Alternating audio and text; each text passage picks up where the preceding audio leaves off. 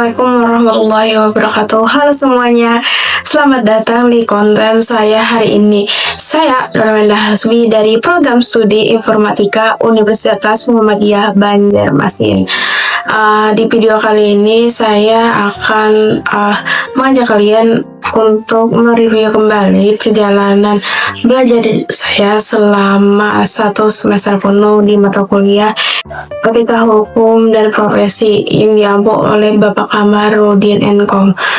Kita akan membahas tuntas dari pertemuan 1 sampai pertemuan 16. Jadi, yuk kita mulai dari pertemuan yang pertama. Kita mulai dari pertemuan pertama. Ini adalah momen awal di mana Pak Kamarudin memberikan kita peta jalan. Beliau memperkenalkan struktur perkuliahan, metode belajar hingga sistem penilaian yang mencakup presentasi, tugas video, dan kuis. Di sini kita belajar bahwa menjadi seorang IT itu ada tanggung jawab besarnya, bukan cuma sekedar soal teknis tapi juga soal etika. Jadi, pertemuan ini diakhiri dengan pembentukan kelompok. Akan kita bahas satu persatu setelah ini. Di pertemuan kedua dari kelompok 1 membawa materi yang sangat fundamental. Jadi, mereka menjelaskan bahwa etika itu adalah cabang filsafat yang membahas nilai baik dan buruknya. Sedangkan untuk etiket lebih ke arah tata krama atau sopan santun lahiriah dalam pergaulan. Penting banget nih buat kita bedain karena etika itu prinsip, sedangkan etika itu bisa berubah tergantung tempatnya. Lebih ada pembahasan mengenai kaidah dan norma. Ini adalah aturan main dalam masyarakat supaya hidup kita teratur. Kelompok ini juga menyentuh aspek moral dan akhlak. Dalam Islam, akhlak itu bukan sekedar perilaku, tapi sifat yang sudah mendarah daging dalam jiwa. Jadi, kalau kita berbuat baik, itu munculnya tulus tanpa perlu mikir lama lagi. Terakhir, mereka menekankan hubungan etika dengan hukum, meskipun keduanya mengatur perilaku. Etika itu saksi dari hati nurani atau sosial, sedangkan hukum saksi tegas dari negara. Sebagai calon praktisi IT, pemahaman dasar ini adalah fondasi supaya kita nggak cuma jago coding, tapi juga punya karakter yang kuat. Masuk ke pertemuan 3, kelompok 2 membawa kita ke ranah yang lebih filosofi. Jadi mereka memaparkan 3 teori etika besar, yaitu teologi, ontologi, dan etika kebajikan. Teori ini adalah alat bantu kita untuk mengambil keputusan saat kita dihadapkan pada dilema moral di dunia kerja nanti. Pembahasan makin menarik saat mereka membedah etika dalam Islam. Jadi prinsip tauhid, keadilan, amanah, dan ihsan menjadi pilar utama. Bekerja dalam perspektif Islam adalah bentuk ibadah, jadi ada pertanggungjawaban kepada Allah SWT. Ini yang membuat kita Islam bersifat absolut dan punya dimensi spiritual yang kuat. Di bagian akhir, mereka menjelaskan nih konsep etika profesi. Profesionalisme dalam IT itu harus mencakup sikap etikat atau ketekunan. Kode etik profesional hadir bukan untuk mengekang, tapi untuk menjaga martabat kita sebagai ahli IT dan memastikan bahwa ilmu yang kita punya benar-benar bermanfaat bagi masyarakat luas.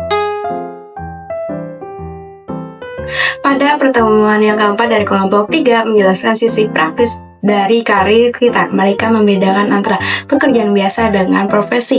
Profesi itu butuh keahlian khusus dan pendidikan lama. Mereka merinci berbagai peran di dunia IT. Masa kini mulai dari software development sampai security engineering. Keren banget kan prospek kerja kita. Tapi untuk diakui secara profesional, kita butuh kompetens kerja dan sertifikasi.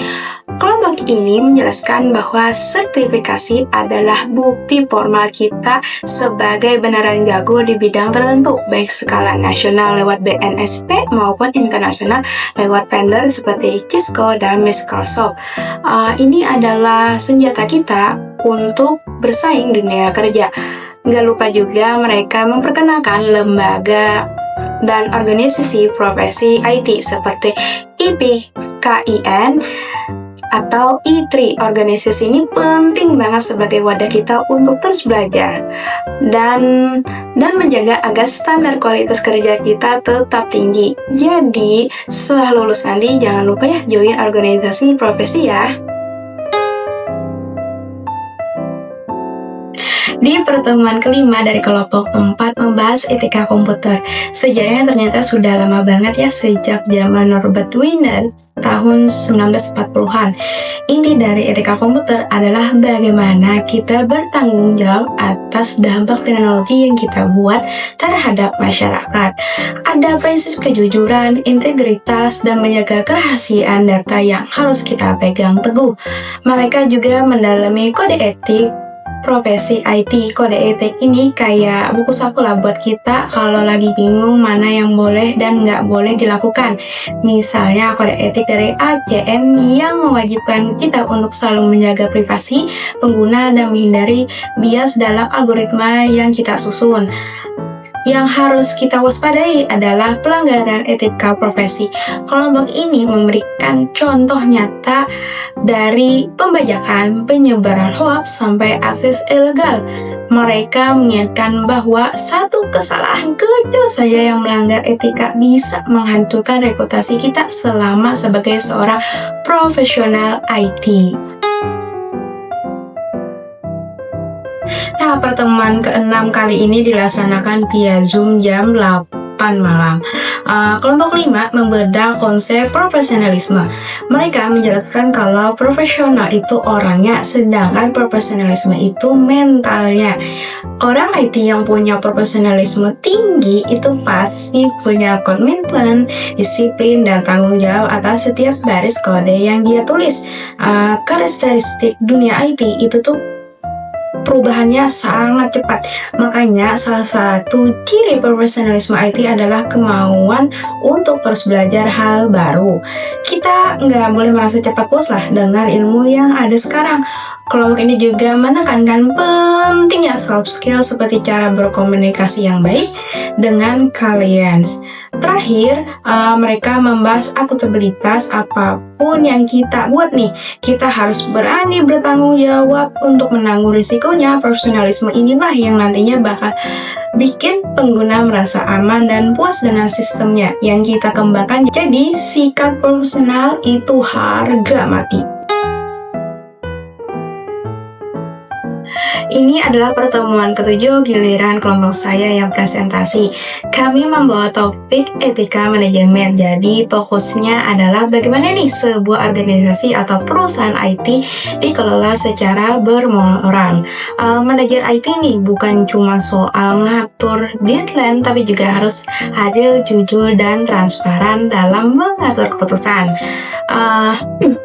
Kami membedah nih faktor-faktor yang mempengaruhi etika manajerial. Ada faktor internalnya, yaitu dari dalam diri manajer itu sendiri dan budaya perusahaan. Kalau pemimpinnya jujur, karyawannya pasti ikutan jujur.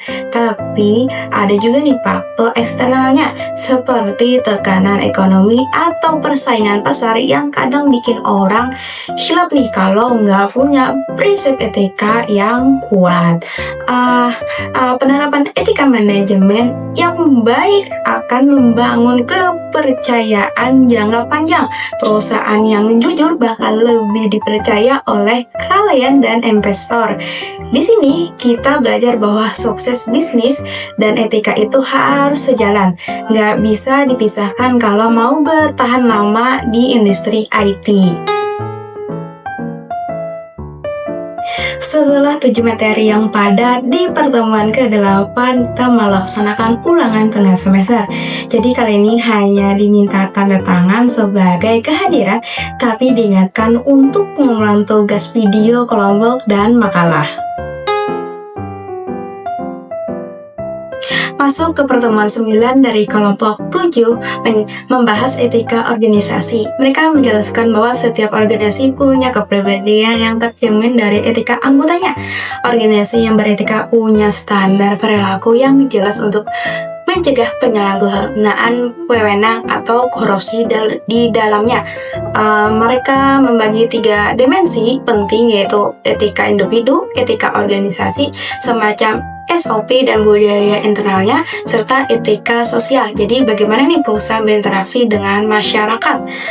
Salah satu contoh adalah kebijakan perusahaan terhadap privasi data pengguna.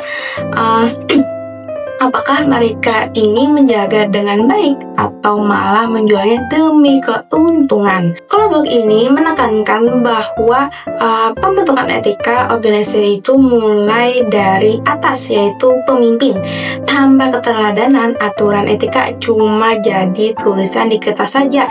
Materi ini penting banget buat kita yang nanti mungkin bakal bikin startup atau jadi manajer di perusahaan yang besar. Di pertemuan ke-10 kita masuk ke ranah hukum. Jadi kelompok 8 membahas UU ITE. Mereka menjelaskan kalau internet itu ibarat hutan rimba, makanya butuh aturan supaya nggak ada nih yang sembarangan merugikan orang lain.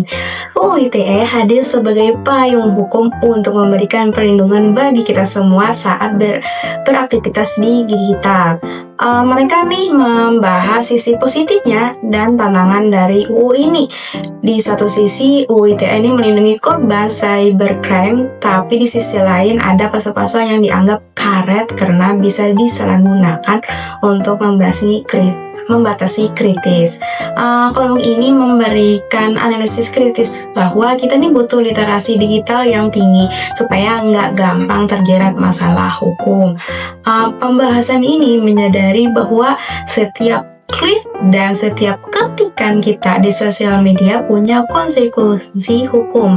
Sebagai seorang IT, kita harus menjadi garda terdepan dalam mengedukasi masyarakat supaya bijak berinternet. Lanjut ke pertemuan 11, kelompok 9 mendetailkan tentang etika di dunia maya. Mereka menyoroti betapa pesatnya nih penggunaan internet saat ini dan bagaimana nih perilaku netizen yang sering kali melampaui batas etika karena merasa anonim. Padahal nih di dunia maya pun tetap harus punya adab. Mereka merinci 8 larangan dalam UU ITE yang berkaitan langsung dengan etika harian. Seperti dilarang penyebaran hoaks, dilarang melakukan ujaran kebencian, hingga dilarang menyebar konten yang melanggar kesusilaan. Ini adalah batasan yang harus kita pahami agar tidak merugikan orang lain dan diri sendiri. Pesan utama dari kelompok ini adalah jejak digital itu abadi. Apa yang kita posting hari ini bisa dilihat 10 tahun lagi. Jadi etika di dunia maya bukan soal sopan santun, tapi soal menjaga masa depan dan integritas kita sebagai manusia digital. Pertemuan presentasi yang terakhir yaitu pertemuan 12 membahas cyber law secara global. Kelompok 10 menjelaskan sejarah hukum cyber dari dunia internasional sampai masuk ke Indonesia lewat UU ITE. Kita belajar bahwa kejahatan cyber itu nggak mengenal batas negara, jadi hukumnya pun harus kuat dan adaptif. Mereka membedah kelebihan dan kekurangan UU ITE secara mendalam. Kelebihannya kita punya kepastian hukum soal bukti elektronik, sedangkan untuk kekurangannya teknologi berubah lebih cepat nih daripada revisi undang-undangnya. Jadi mereka juga menyinggung nih soal pentingnya perlindungan data pribadi sebagai bagian dari hak asasi manusia di era digital. Dengan berakhirnya presentasi kelompok 10, 2020 kita jadi punya nih gambar utuh bahwa profesi IT itu dikelilingi oleh aturan hukum yang ketat. Kepatuhan pada hukum bukan beban, tapi jaminan keamanan bagi kita dalam berkarya. Setelah semua kelompok tampil di pertemuan yang ke-13, Pak Kamarudin memberikan review besar nih. Beliau menghubungkan titik-titik materi dari awal sampai akhir. Kita diajak nih melihat bagaimana etika manajemen berhubungan dengan etika organisasi dan bagaimana semuanya dibatasi oleh UU ITE. Jadi pertemuan ini sangat membantu untuk memantapkan pemahaman sebelum penutup akhir semester. Di pertemuan yang ke-14, suasana jadi sedikit tegang ya karena kita melaksanakan double quiz. Ada 2 sesi quiz yang digabungkan, yaitu sesi pagi sama siang. Jadi tujuan quiz ini selain diuji pengetahuan dan kritis kita selama materi yang kita lalui dalam 1 semester. Masuk ke pertemuan yang ke-15, jadi kebetulan itu masuk kuliah tenang. Jadi dari kami juga kebetulan lagi fokus untuk seminar kelayakan judul. Jadi itu saja untuk di pertemuan 15. Akhirnya sampai kita di pertemuan ke-16, yaitu ulangan akhir semester. Sebelum hari H, kebetulan Pak Kamarudin sudah memberitahu informasi lewat via Telegram soal deadline pengumpulan laporan dan video mandiri. Jadi kita diminta untuk datang ke kampus untuk tanda tangan kehadiran. Wah, luar biasa ya perjalanan kita dari 16 pertemuan. Satu hal yang paling saya pelajari bahwa teknologi tanpa etika adalah bahaya, tapi teknologi dengan etika dan profesionalisme adalah solusi bagi dunia. Terima kasih sudah menonton video presentasi saya. Semoga rangkuman ini bermanfaat bagi kalian semua, khususnya untuk teman-teman mahasiswa informatika. Saya Nurenda Hasbi pamit undur diri. Jangan lupa untuk selalu beretika baik di dunia maya maupun di dunia nyata. Saya tutup. Assalamualaikum warahmatullahi wabarakatuh.